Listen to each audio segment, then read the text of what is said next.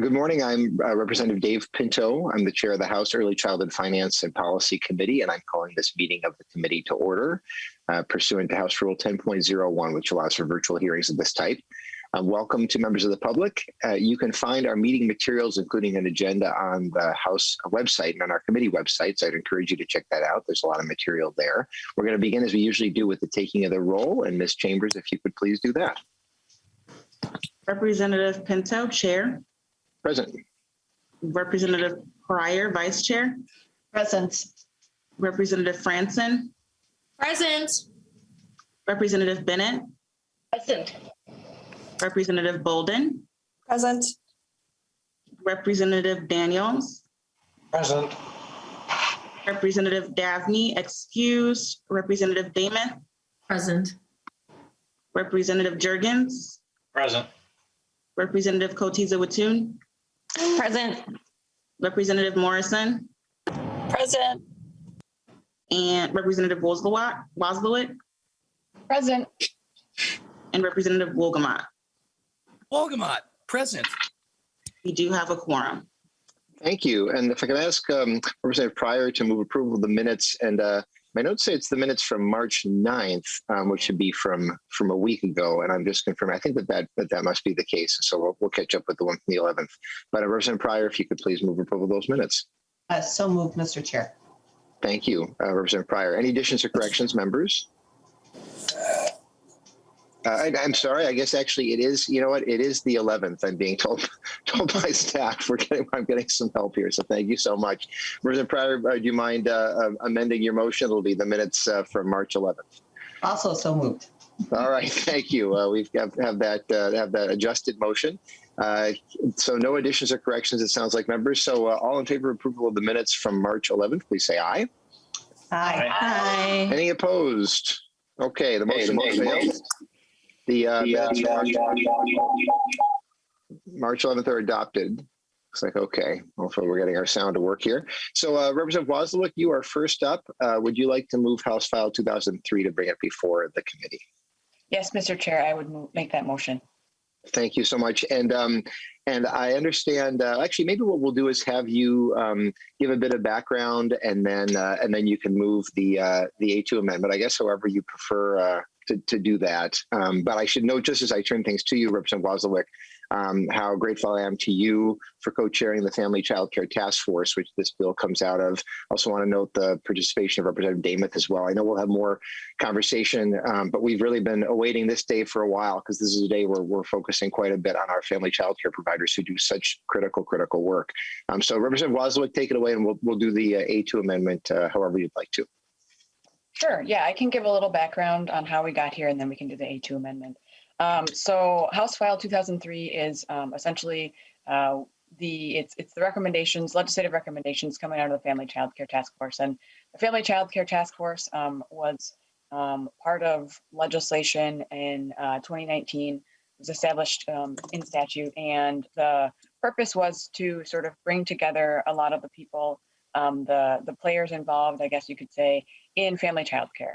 And so this included a whole bunch of providers from across the state, licensors, DHS staff, and then folks from various organizations and nonprofits that work with childcare and family childcare providers across the state. So it's a really, really comprehensive group of folks who came together, and we had 8 duties that were laid out in statute, and we worked from 2019 until early 2021 to sort of go deeper on those the issues that were sort of noted for us to concentrate on.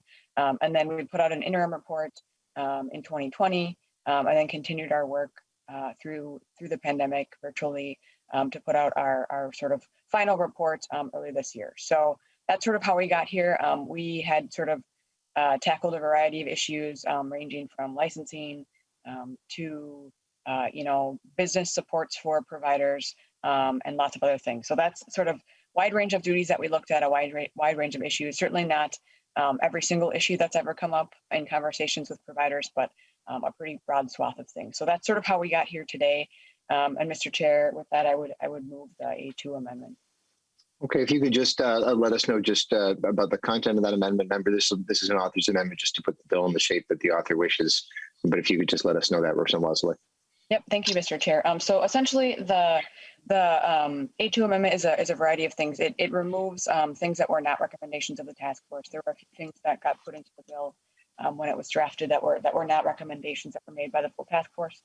Those things were removed, as well as things that didn't fit exactly with what we were trying to do. So those are some of the major changes.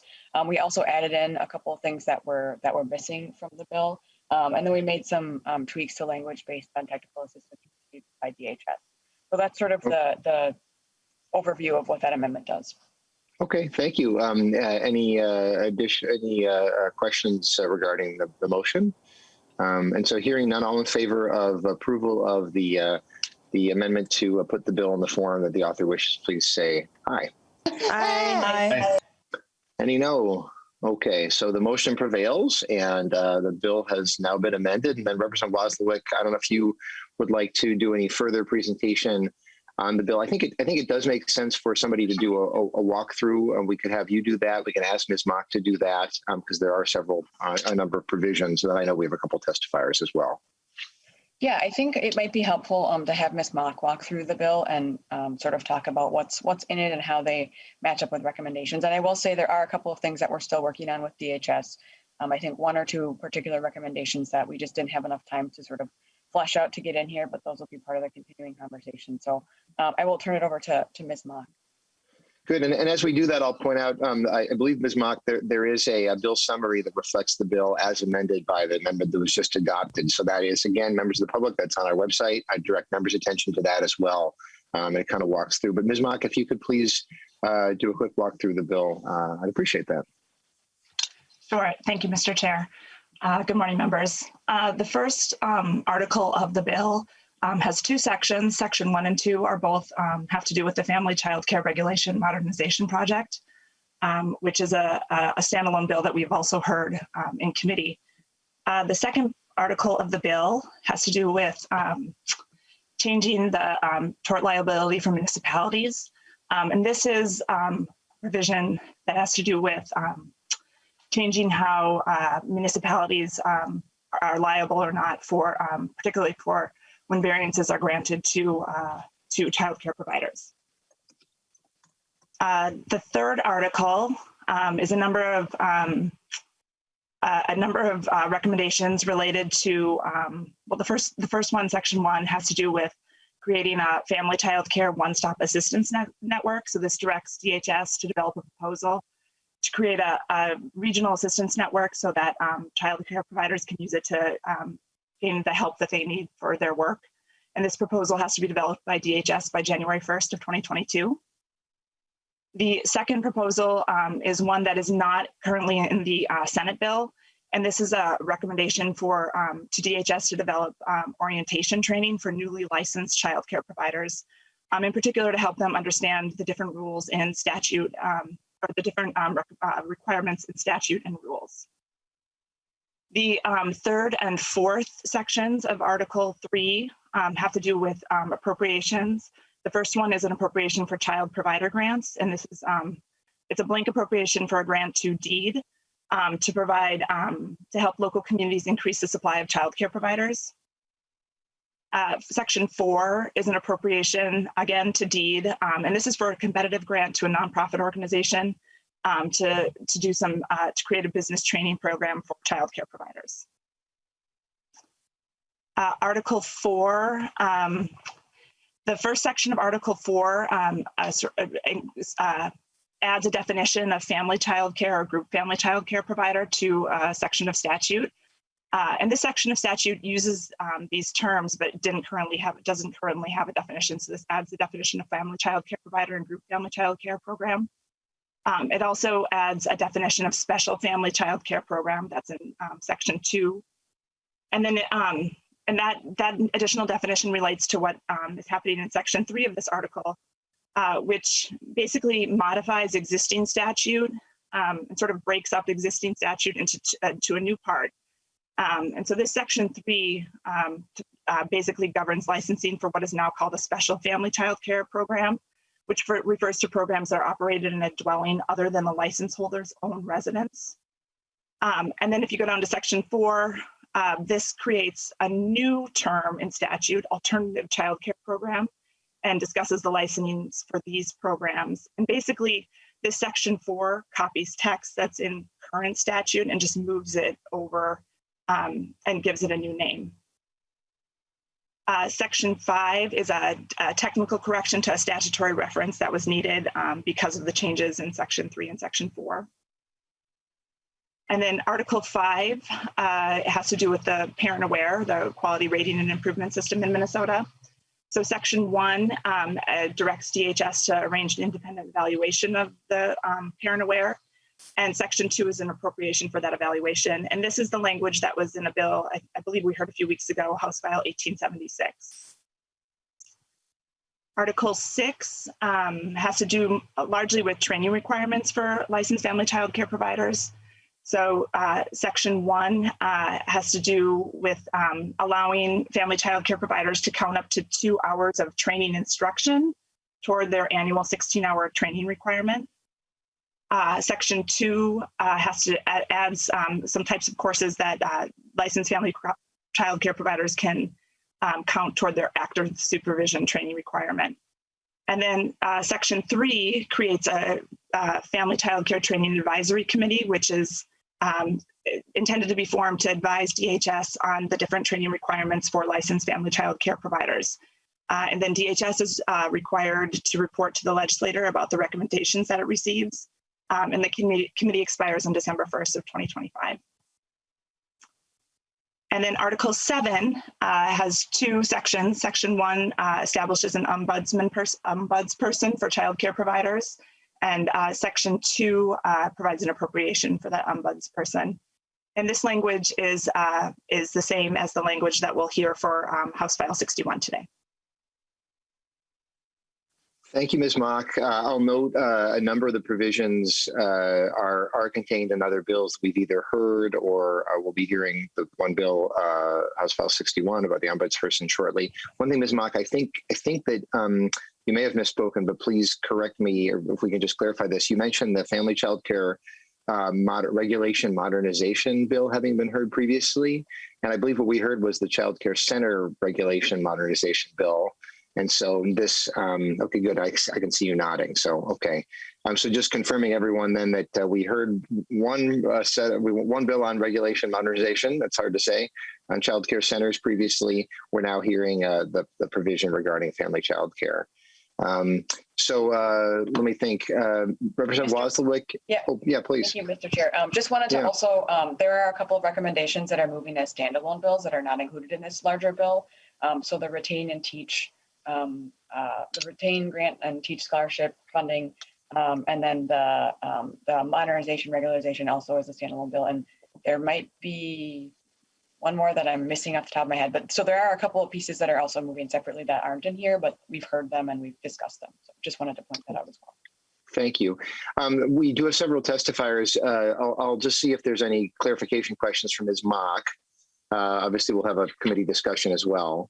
So I'm not seeing any. And so why don't we go to the first testifier, who is Kim. If Representative Wazlawik, is that okay to move to testifiers now? Okay. Yep. Okay. So Ms. Leopold, we'll start with you if you can identify yourself for the record. But reminder to all testifiers that we'll ask you to keep things fairly brief if you can. We will have a packed agenda, but we want to get to hear from you. So Ms. Leopold, if you can identify yourself and proceed. Chairperson Pinto and committee members, I'm Kim Leopold, and I'm representing the Association of Minnesota Family Child Care Licensors, not Dakota County. I'm not always clear about that when I email back and forth, but just make sure that that's known. I'm not representing my county right now. And also my name is spelled L-E-I-P-O-L-D. Oh, we will get that fixed. Thank you. Okay. Thank you for pointing that out. Yeah, Thanks. It's okay. Actually, AMFCCL is in support of the draft as it is written. I know that Ms. Wazlawik, Representative Wazlawik, and I had some conversations before this, and the concerns were addressed. And I was looking at something that I was concerned about yesterday, and it seems as it was removed as well. So MFCCL is in support of the bill as it is presented. Thank you so much. There we go. And so Cindy Cunningham, you are up next. Please identify yourself and proceed. Yes, Chair Pinto and committee members. My name is Cindy Cunningham. I've been a licensed family child care provider in St. Paul for approximately 25 years, and I am the current public policy chairperson for Minnesota Child Care Provider Information Network, MCPIN, which is the 501c3 association for the state of Minnesota for licensed child care providers. I served as the MCPIN representative of the Family Child Care Task Force over the past 2 years. I'm testifying now in support of the full bill as amended and as the corrections that were made. The bill presented is based on the report of the work of the eight duties of the legislature of the state where we were to address. The task force was the compilation of many entities of family child care. These entities have not worked together in such a deep and broad fashion before. The work stretched us all to consider aspects we've often not aware existed and to work together in a manner which has rarely been seen. Little was left to question as everyone dug into research information and present solutions which are most likely to work in all areas affected. Please support the passing of House File 2003 as it is aligned with amendments. Thank you. Thank you so much, Ms. Cunningham, and thank you for your work and your advocacy. And then our final testifier is Joel Carlson. Please identify yourself and proceed. Glad to have you back. Good morning, Mr. Chair and members. I'm Joel Carlson. I own a legal research and government affairs business in St. Paul, and I'm here on behalf of the Minnesota Association for Justice. And I want to talk just about Article 3 of the proposal as amended, and want you to know that we appreciate the challenges that family child care providers face. It is a difficult task. We understand the shortage, and we certainly applaud your efforts to make life easier for being in this business and providing quality care. Our concerns have been longstanding as it relates to Article 3. Since 1986, the legislature has required county licensing agents to take action when they have actual knowledge of a dangerous condition that could harm a child. And we, through several efforts to repeal and amend that language, have continually spoken against that because we want people to take action when they know of dangerous conditions. The language as amended gets us closer to something that we can work with, because the problem that has arisen as we see it since 2013, as after they made a major revision to family child care, is on the granting of variances. And we don't want the county licensing agent to feel that simply granting a variance in and of itself constitutes actual knowledge of a dangerous condition. And that concept, which was in Representative Wazlalik's amendment, is something that I think we can try and work with. Some of the language in there about being found guilty of malfeasance, those don't really mesh with what we're thinking is an appropriate addition to that section. And all of this is driven by a change in part of it. I shouldn't say all of it. Part of this is driven by a change that was made in 2013 that allowed family child care providers to simply acknowledge to families that they don't carry insurance. And so we have, and it's a form on a box and they check it. And so that has really driven some of the concern, because you're granting variances and you have child care providers, not all of them, many of them carry insurance, but many don't. And the ones that that our members try and represent are the ones that don't have insurance. And when you have a child death, when you have an injury, and you find out that on the intake form they checked the box that said they didn't have insurance and told you that had to do with getting health care, nothing about liability, it's really a problem. And that's an issue that we would like the legislature to address, not necessarily in this bill, but at some point, because it is a problem and we do not mandate insurance. And I'm not suggesting that we need to, but possibly when you're granting a variance, check the box and see if they have insurance. That is a protection for families and for the provider and for the county that I really think we should be considering. Happy to answer questions, Mr. Chairman. This has been a long-standing issue. I've worked on it since 1986 when this section was first adopted, and it is an important protection for children, and we hope we can get it right. Thank you. Thank you, Mr. Carlson. I'm going to call and lead Franson in just a second, but I wanted to just clarify. I think you may have misspoken that you made a couple references to Article 3 in the bill. I think perhaps you were talking about Article 2. This relates to licensing of providers, and I just want to make sure that we're clear about. Well, Mr. Chairman, on the bill as introduced, it's on page 5.19. It's duty number 3, and on the amendment, it is on lines 1.14. Okay, thanks for doing that. Yeah, and Representative Franson, this is for Mr. Carlson. Your question is? Yeah. So. Yeah, please. Hi. Oh gosh, I'm trying to put the video on. Okay. Thank you. Thank you, Mr. Chair.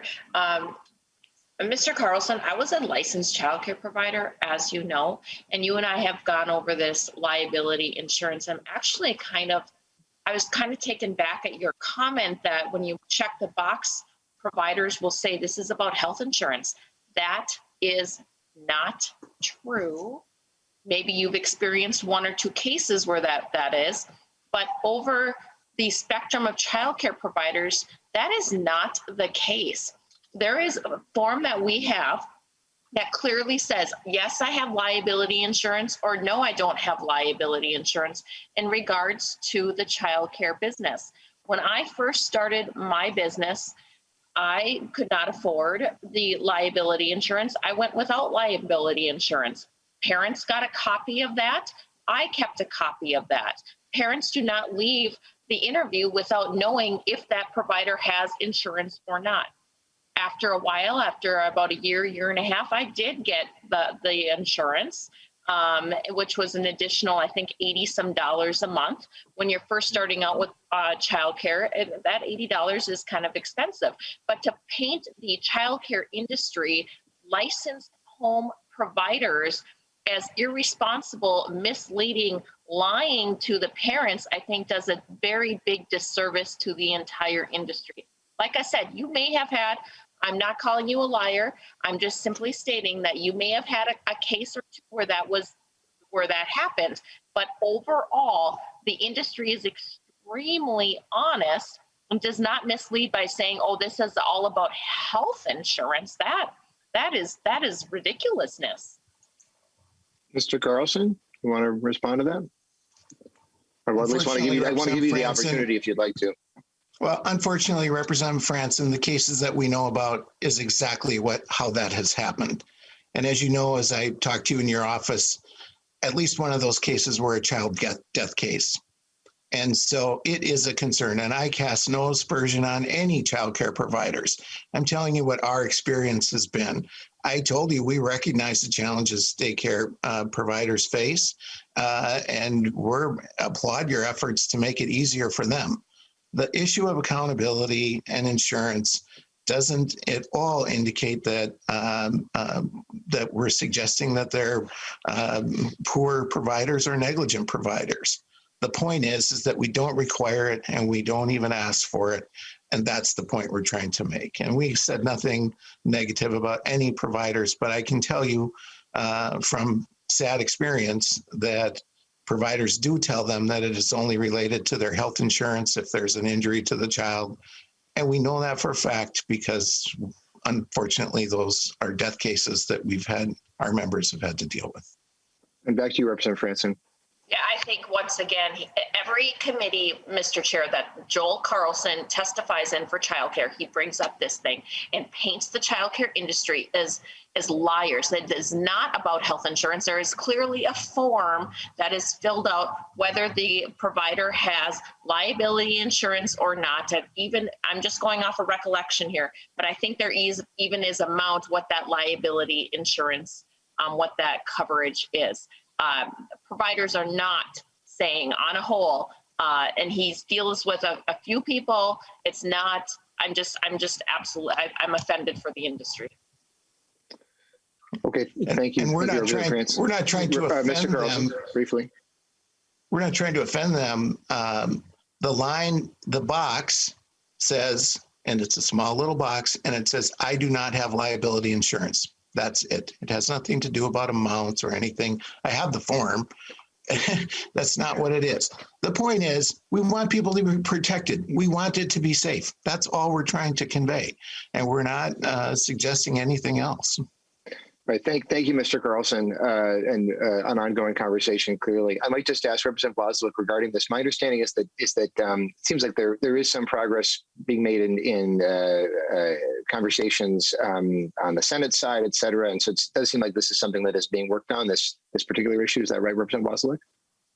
Yes, thank you, Mr. Chair. Yep, there has been ongoing conversations with the Senate author and the co-chair of the Family Child Care Task Force, Senator Kiffmeyer. So this is something that we're actively working on.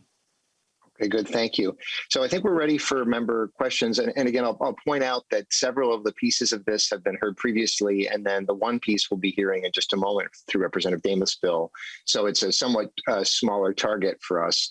But Representative Demuth, we'll go with you. You're a member of the Family Child Care Task Force, and please. Thank you, Mr. Chair, and thank you, Representative Wazlawik, for being chief author on this bill. It was an honor to work on the Family Child Care Task Force. It was important work that we did. I don't specifically have a question right now, just wanted to say that I was honored to be a part of that. We know that our child care providers are essential, and that was made all the more true during the pandemic. And so to have this work specifically for this industry start prior to the pandemic, have it continue through, and then to be at this point is a great start in the right direction for childcare providers. So just wanted to make that comment. Absolutely. Thank you. And again, thank you to you for your work, and of course to co-chair Representative Wazlawik for her work too. Members, this bill is going to be laid over for possible inclusion in our budget bill, just so we're clear on that. Looking to see if there are any other questions or comments. I don't see any. And so Representative Wazlawik will give you the closing remarks about this. And again, we're hearing different pieces in different ways, but really, really appreciate your focus on this critical part of our early care and learning industry. But yeah, anything else you want to say about the bill? Thank you, Mr. Chair. I would just echo sort of the comments that Representative Demuth made. We did a lot of work. It was a lot of hours spent in our larger task force and in our smaller work groups, getting the work done and really digging deep on these issues. And I think the end product has really been something that's widely supported and that will make a big difference for family child care providers. So appreciate the time to have the hearing today and discuss more, and hope to see these things coming out at the end. Thank you. Thank you so much again for your work. So with that, the chair lays over House File 2003 for possible inclusion in our committee's budget bill. And then our next step is to dive in more deeply to one particular part of the set of recommendations. So we're bringing up House File 61. And Representative Demuth, would you like to move the House File 61 be referred to the Committee on Judiciary and Civil Law? So moved, Mr. Chair. Okay. I'm making sure that I've got exactly, yes, I guess Judiciary, Finance, and Civil Law, but I think that was clear enough. And I don't believe you have any amendments. So Representative Demuth, if you can please present your bill, and we've got a couple testifiers. Thank you, Mr. Chair, and I will be brief. Members, House File 61 is creating a position, an ombudsperson for the child care providers. And that's going to assist providers with licensing, compliance, and other issues. I had carried this bill last session, and we heard it almost a year ago, or I'm sorry, almost 2 years ago, that we actually heard the bill. Unfortunately, we didn't get it over the finish line, but here we are again. I do have two testifiers that will share a little bit more in depth, but one of the things that did come out of the findings of the Child Care Task Force was the need for an ombudsperson. We definitely need to have someone that our providers can go to with all of their questions. That position does not exist at this point, and this is a way that we can help further stand up this industry, meet the needs that there are, get those questions answered. And with that, Mr. Chair, I will turn it over to my testifiers with your permission. Yeah, thank you, Representative Demuth. So we've got Kelly Martini, and if you can please identify yourself and then proceed with your testimony. Yes, Chair Pinto and committee members. My name is Kelly Martini. I am a family child care provider from Avon, Minnesota, and I've been caring for children for 22 years. I'm also the president of our local daycare association, SBCCA, Stearns Benton Child Care Association. A couple years ago, I had a provider reach out to me, and telling me about a correction order she had received after her licensing visit, where her husband told the licensor about how he was helping his wife do dishes. Hopefully you have a copy of the correction order. I sent it in for you guys to refer on it. This license sent her a correction order stating, quote, "I was able to staff the concern of your husband assisting you in childcare on August 2018 after your accident. It has been determined that this is a violation of Minnesota statute section 245A.50 subdivision 5.A due to your husband with care of infants and children. Your correction order regarding this attachment is on this letter," unquote. What our licensor didn't consider that her husband was doing dishes while his wife was doing her job taking care of the children, daycare children. He was just doing dishes, not being left alone, not even assisting her with the care of children. Again, just doing dishes. This is just one scenario of many of what licensed family child care providers across Minnesota deal with and question. This provider called me to ask what she should do because we have no one impartial to reach out to about a correction order or a negative action order other than the licensing division in most counties or DHS. And most providers think they can only have licensing division in their county, not knowing who to contact at DHS. This story is similar as you would fight a speeding ticket with the officer that gave it to you. That's basically what we consider. Licensed family child care providers have no neutral third party to reach out and discuss the validity of the licensing action. Seeing that there's persons to help in various situations like long-term care, foster care, schools, universities, mental health, the list goes on. We providers across Minnesota know that this would help with the ability to be more confident with agreeing to disagree or with a correction order or a negative action order. So I ask you to vote yes on House File 61 today. Thank you. Ms. Martini, thank you, and thanks for your important work for young kids and their families. And I should note, I was looking for the correction order you referenced and realized it was not on our committee website. I think it was included in the packet sent out, and so we're having that posted right now. So my apologies if anybody was looking for that, but thanks for referencing it, and it should be on our website very, very shortly. So Cindy Cunningham, you are up next, and please, if you can just re-identify yourself, and then please proceed. Mr. Chair and committee members, my name is Cindy Cunningham. I've been a licensed family child care provider in St. Paul for 25 years, and I'm the current public policy chairperson for Minnesota Child Care Provider Information Network, MCPIN, which is the 501c3 statewide association for licensed child care providers. I have served as the MCPIN representative on the Family Task Force over the past 2 years. I'm testifying in support for House File 61 on behalf of MCPIN, which establishes this ombudsperson position. This position was strongly supported on the task force membership under the Work of Duty 8. Family child care providers in a constant position of attempting to navigate the disjointed licensing system with no roadmap and no centralized support. Providers move forward doing their best and frequently wondering if they are doing the right steps. When things do not go well, especially in cases of negative actions, the only individuals to instruct them as what to do are those on the, quote, other side of the accusation. DHS and licensors are not neutral in their advice and direction. Excuse me. Too often a provider has no one to turn to unless they happen to know individuals in organizations like Kelly, myself, our organization, or someone else who happens to know the roads. There's need of one central call line where there is access to all information. Licensing units have a central line to obtain this clarification and direction. Providers also need one.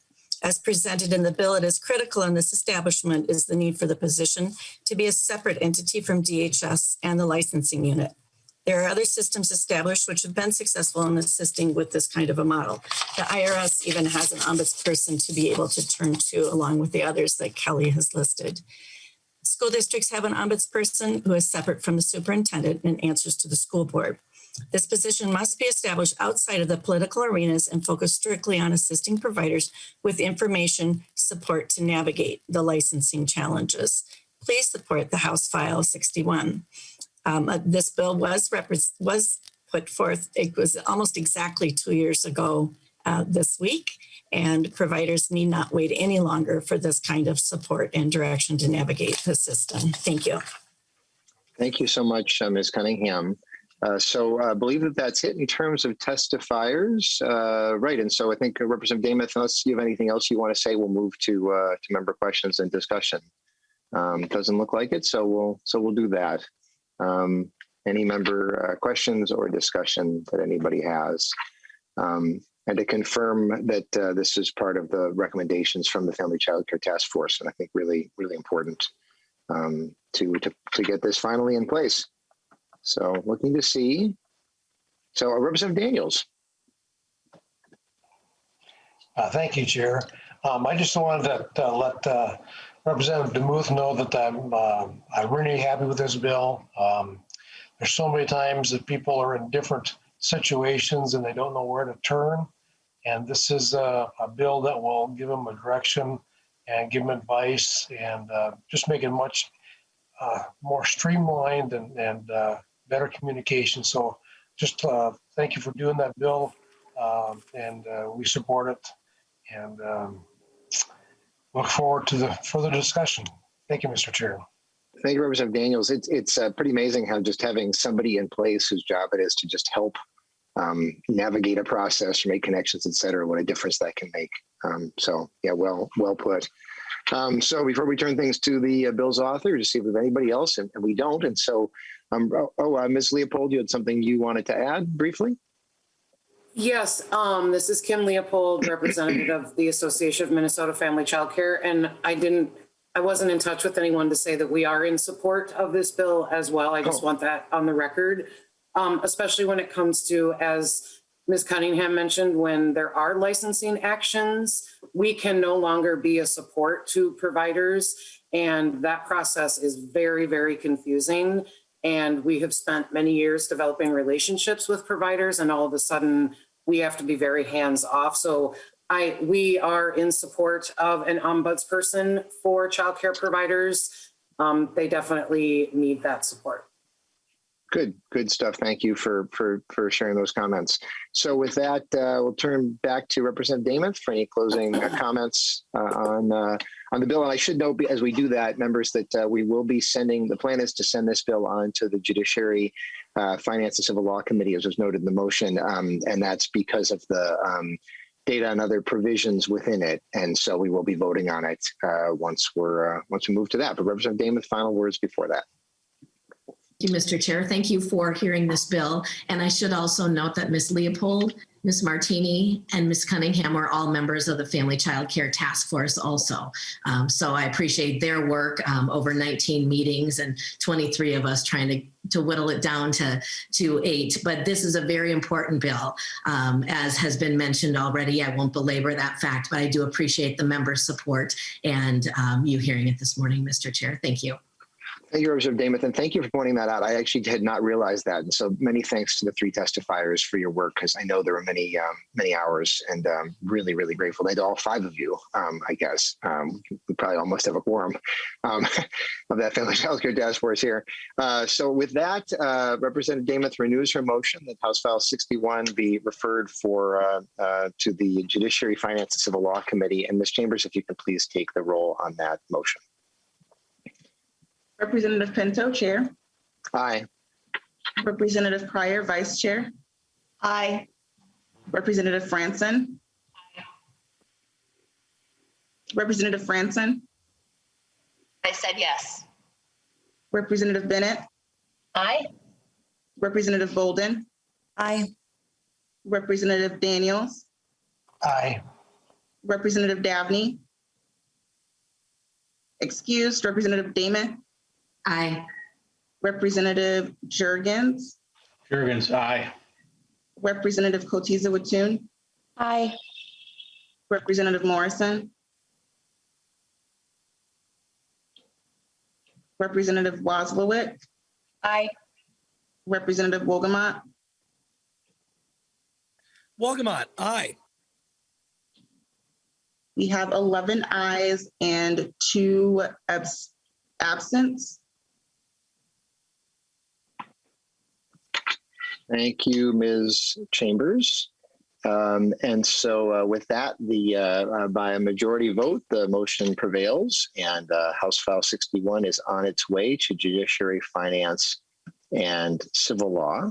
And so what I'm inclined to do, members, let's see here, is I think I'd like to make a switch in the agenda and pull up House File 5 next, and then we'll move to our House File 1562.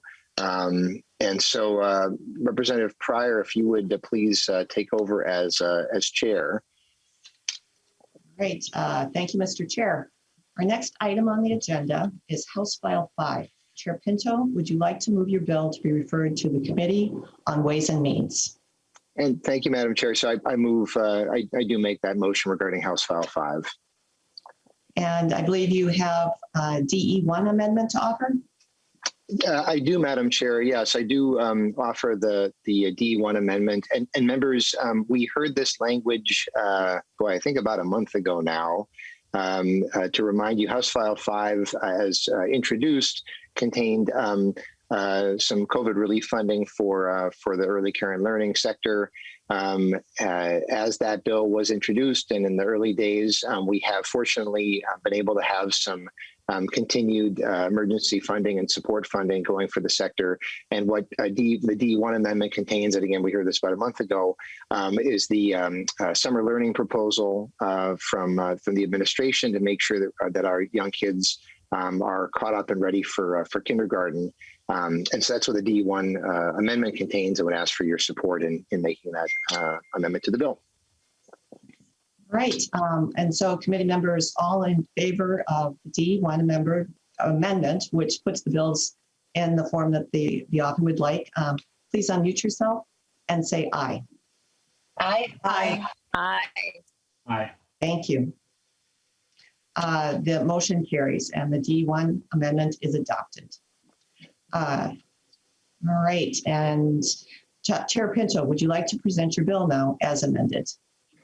Thank you, Madam Chair. And again, we had a pretty extensive discussion about this some time ago. So simply remind members that this bill would allocate $20 million to provide summer learning opportunities for young kids ages 4 and 5 to get them caught up and ready for kindergarten. I think what probably makes the most sense, since we did have a discussion previously, is to move to, I know that there's another amendment that's been adopted, and to discuss that, and then we can go from there.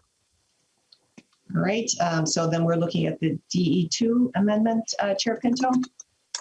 I believe so, Madam Chair. I think it's being offered by a member. I see Representative Demuth unmuted, so she may be the one offering it. All right. I do have the DE2, Madam Chair. All right. And could you tell us the content of the DE2 amendment? Absolutely. The DE2 amendment appropriates $20 million to the Early Learning Scholarship Program. The commissioner and the scholarship administrators must prioritize additional funding to qualifying children ages 4 and 5 for summer learning activities. A qualifying child would meet the same eligibility requirements for early learning scholarships, with these funds targeted to 4 and 5-year-old children. The funds may be used to increase a current scholarship during the summer and award new scholarships for families on the waiting list. And with that, Madam Chair, I would request a roll call. All right, roll call being requested. Is there any more discussion to the DE2 amendment? And Chair Pinto, I'll turn it to you. Thank you, Madam Chair. What I'd like to do, if I can, is I know Bobby Burnham from the Department of Education is on. I'd like to see if we can get commentary from her regarding the amendment. I'll have a comment myself, but would like to have comment from her first, if we can. All right, Ms. Burnham, could you please identify yourself for the record and then proceed with your testimony and comments? Thank you. Thank you, Representative Pryor, Representative Pinto, committee members. So the Early Learning Scholarship Program is probably not the best option for this summer programming for a couple different reasons. The intent of this preschool summer proposal for 4 and 5-year-olds is to provide really high quality early learning opportunities for 4 and 5-year-old children prior to entering kindergarten in the fall of 2021, whose learning may have been interrupted due to the COVID pandemic. So the summer preschool proposal captures children who may not be served through early learning scholarships. So the children who were age 5 as of September 1, 2020, are not eligible for early learning scholarships. So thus, this change would effectively make one of the intended cohorts in one of the intended age groups ineligible. So since the current scholarship waitlist only includes children birth through 4, changing this proposal to be administered as early learning scholarship really diverts an unknown amount of money away from the intended 5-year-old age group. And so while the priority for eligibility is low-income children with similar priorities as early learning scholarships, the summer preschool proposal captures a wider population for priority, including children who are tribally enrolled, children receiving supports and services as those needs are identified through possibly early learning screening or even early childhood special ed. And really utilizing the current early scholarship model would create an additional layer of administratively burden for families that would need to apply for a scholarship if they were previously did not have one, rather than just being able to directly enroll in an available slot. So I think, the summer preschool proposal is a determined number of slots at eligible programs across different program types. So Head Start, school-based, licensed childcare. So it's really to hit the need of those 4 and 5-year-olds who learning was interrupted due to COVID, and to get them some really concentrated support during the summer months. Thank you, Ms. Burnham. And Chair Pinto, comments on the amendment. Thank you, Madam Chair. And I appreciate the amendment. As Representative Demuth knows, and everyone knows, I'm a strong supporter of increasing funding for early care and learning in a wide variety of ways, certainly including the early learning scholarships. But as Ms. Burnham said, it feels like this proposal sort of aimed at a slightly different goal, and we certainly want to make sure between the federal funding that's recently been approved and then our own committee budget target that I hope that we'll be receiving in some form very shortly, that we'll be able to have funding that goes to this purpose, but to that broader purpose, but the specific purpose of the summer preschool, I guess I would ask members to vote against this DE2 amendment, and we can accomplish this through other means. I certainly want to encourage Representative Demuth as the maker to have the last word. Representative Demuth.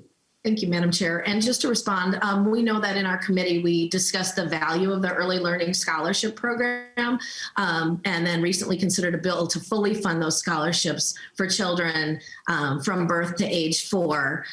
We know that we have bipartisan agreement on the Early Learning Scholarships. It does provide access to high quality programs for those children most in need. And then we also did talk about we heard from Ms. Burnham about the waiting list. There's 2,800 children on the waiting list for scholarships, and that figure is going to grow. And so we do need to consider the DE2. I would appreciate member support. All right.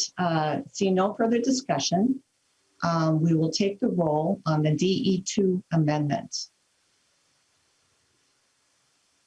Ms. Chambers. Representative Pinto, Chair. No. Representative Pryor, Vice Chair. No. Representative Franson. Yes. Representative Bennett. Aye. Representative Bolden. No. Representative Daniels. Aye. Representative Dabney. Excused. Representative Demuth. Aye. Representative Jurgens. Jurgens, aye. Representative Kotiza Wattoon. No. Representative Morrison. Morrison, no. Representative Wazlawik. No. And Representative Wolgamott. Wolgamott, no.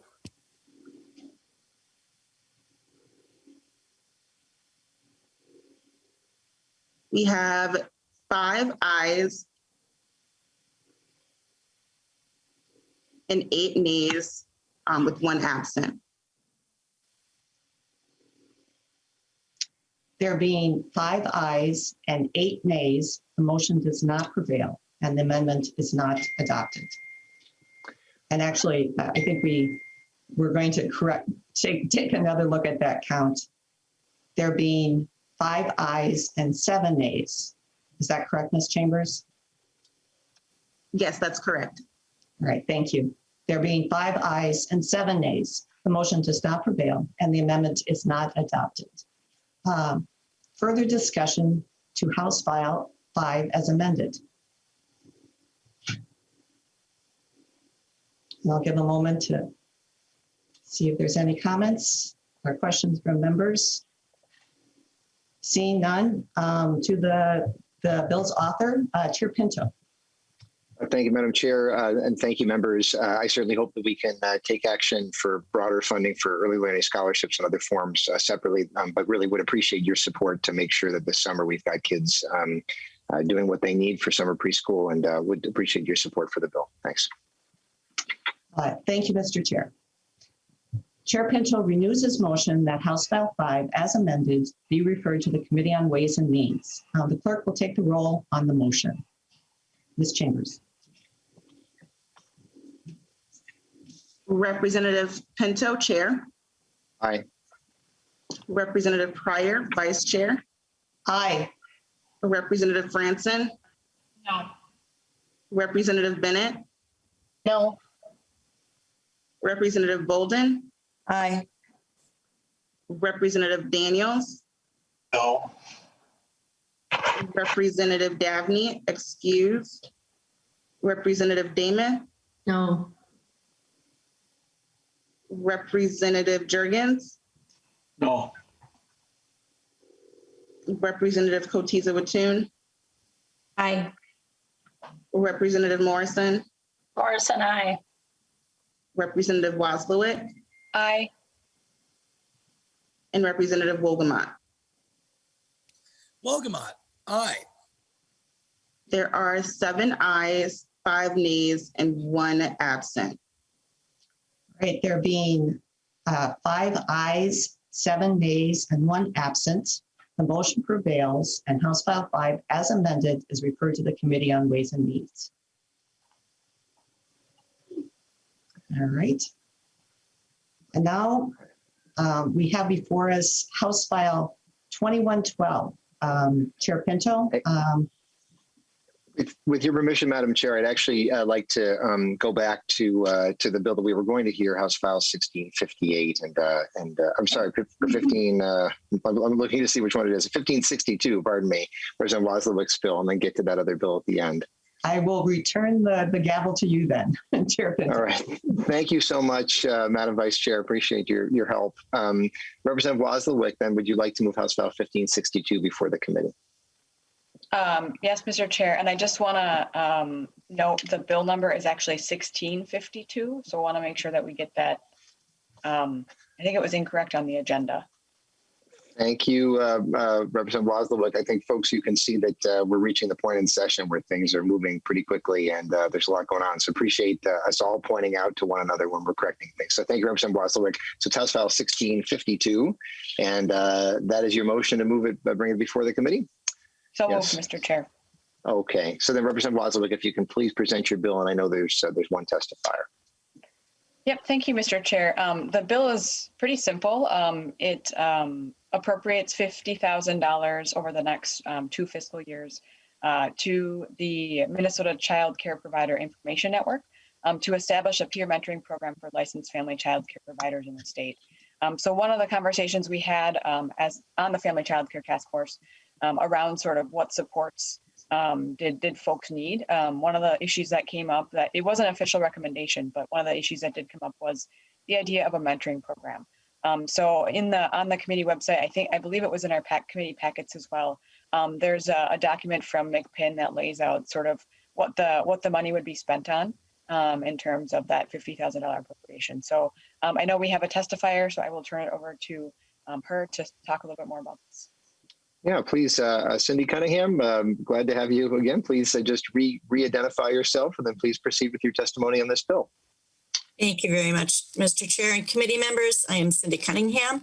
I've been a licensed family child care provider in St. Paul for 25 years, and I'm the current public policy chairperson for the Minnesota Child Care Provider Information Network, MCPIN, 501c3 statewide association for licensed child care providers. I again served on as a representative for MCPIN on the task force for the past 2 years. We are excited to be moving this bill forward with this funding. It allocates funds to MCPIN to establish and implement a much needed mentoring program. It trains providers who will then be mentoring providers to support them to be successful in all areas of their business.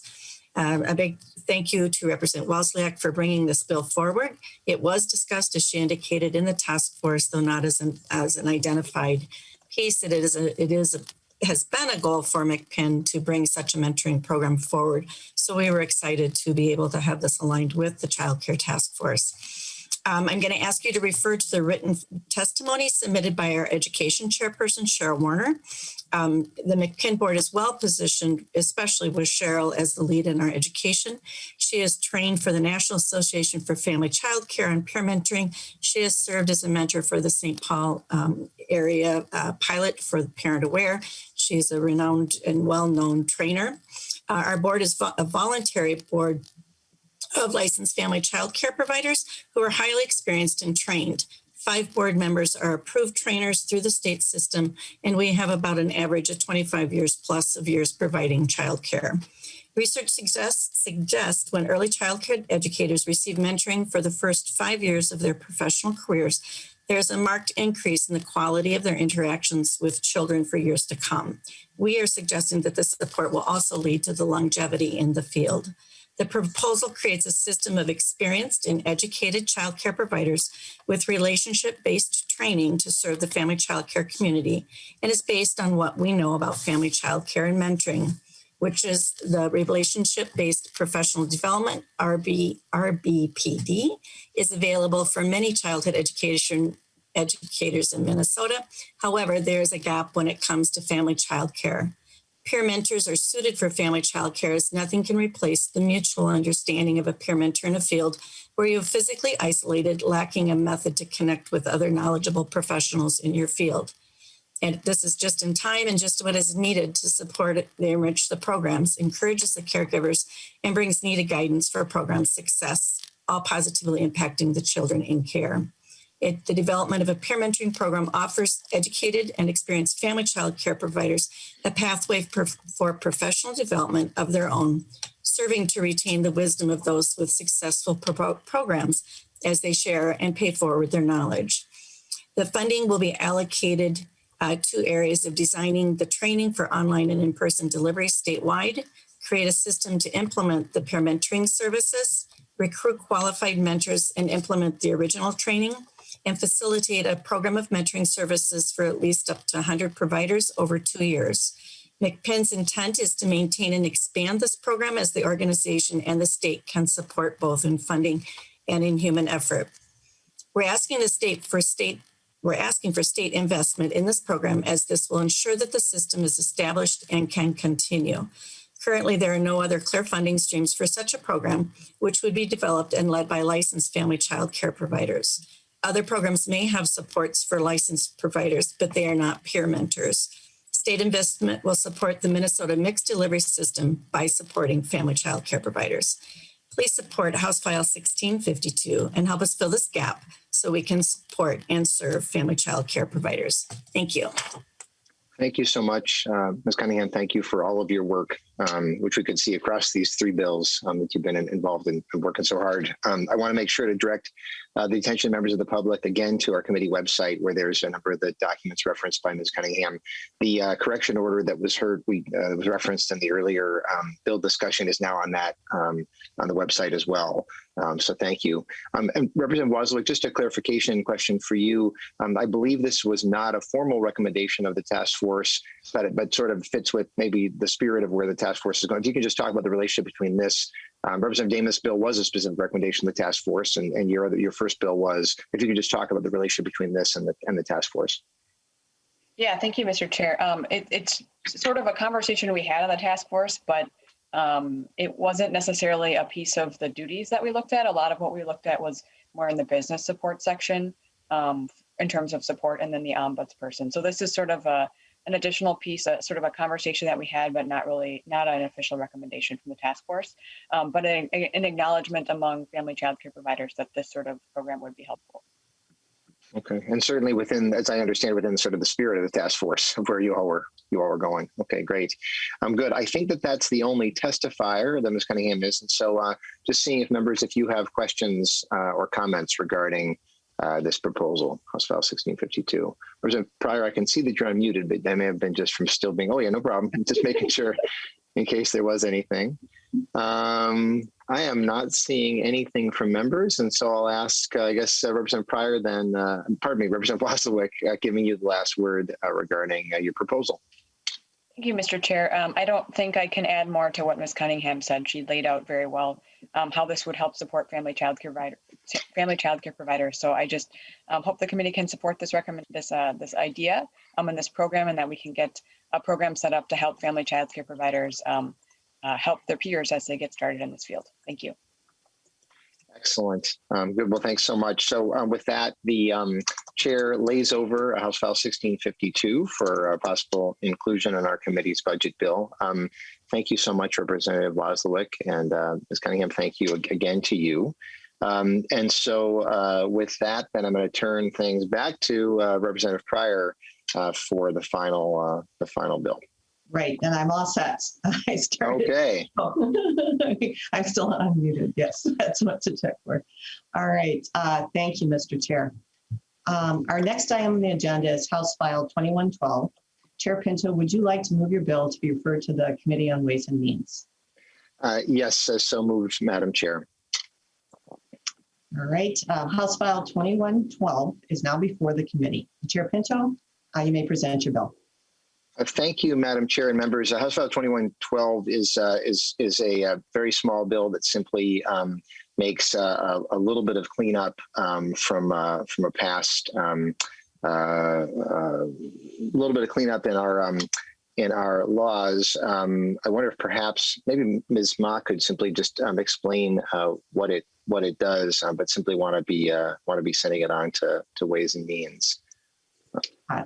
Ms. Mock, could you please identify yourself and present the bill? Thank you.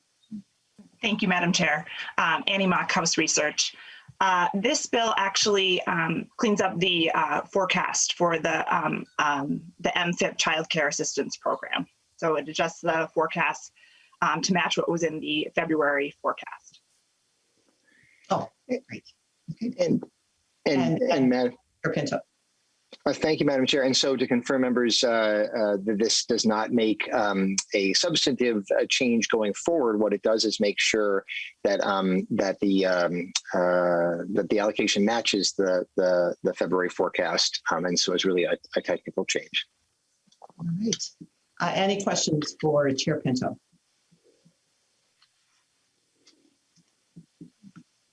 And seeing none, Chair Pinto, final word on your bill. Thank you, members, for your support. All right. Chair Pinto renews his motion that House File 2112 be referred to the Committee on Ways and Means, and the clerk will take the roll on this motion. Ms. Chambers. Representative Pinto, Chair. Aye. Representative Pryor, Vice Chair. Aye. Representative Franson. Representative Franson. Sorry, no. I'm having computer problems today, so there must be something. Can you hear me? Yes, I can hear you now. Okay. Thank you. Representative Bennett. Aye. Representative Bolden. Aye. Representative Daniels. Aye. Representative Dabney. Excused. Representative Demuth. Aye. Franson votes yes. Sorry, there's some major computer problems on my end. I'm having technical difficulties with this internet here. I think we can adapt to that. Thank you, Representative Branson, and your vote will be recorded as yes. Representative Jurgens. Jurgens, aye.